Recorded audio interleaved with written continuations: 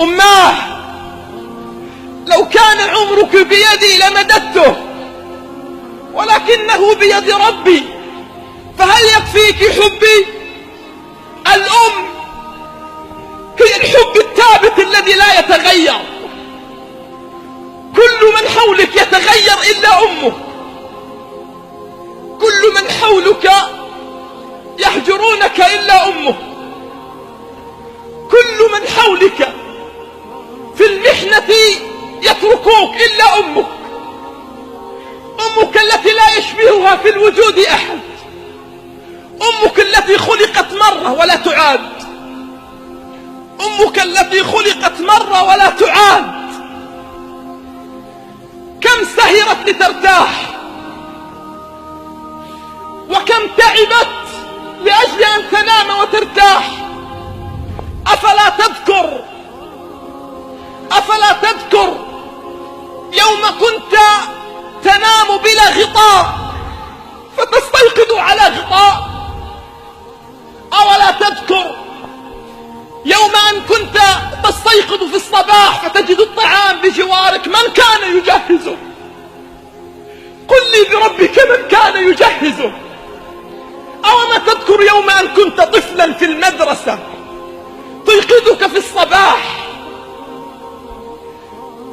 قد استيقظت منذ الفجر حتى لا يفوتها النوم حتى تيقظك، ثم تلبسك الملابس، ثم تغادر فلا تتركك،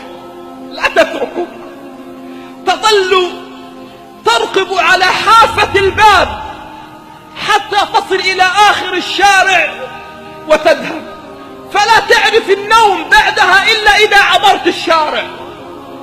أنسيت هذا كله؟ أنسيت هذا كله؟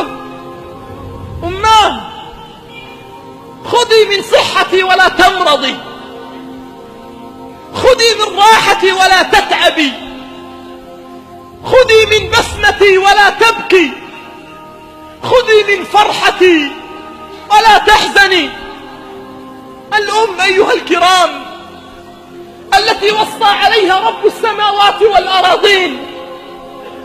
ماذا يفعل الشباب اليوم بأمهاتهم؟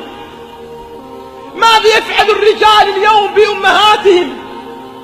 بل بعض الشباب لا يرى أمه إلا في المناسبات، يضع رأسه ووجهه إما في التلفاز وإما في هاتفه.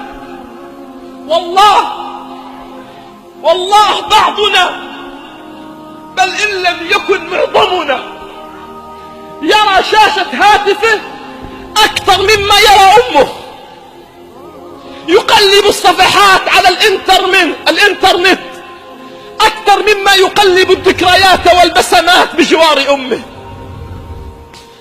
بل بعضنا ينظر إلى الناس وإلى الأصدقاء وإلى الأصحاب، يبتسم في وجوه الناس وزملاء العمل، ولا يعرف أمه إلا إذا عاد إلى البيت يرد عليه السلام، ثم بعد ذلك لا يكلمها.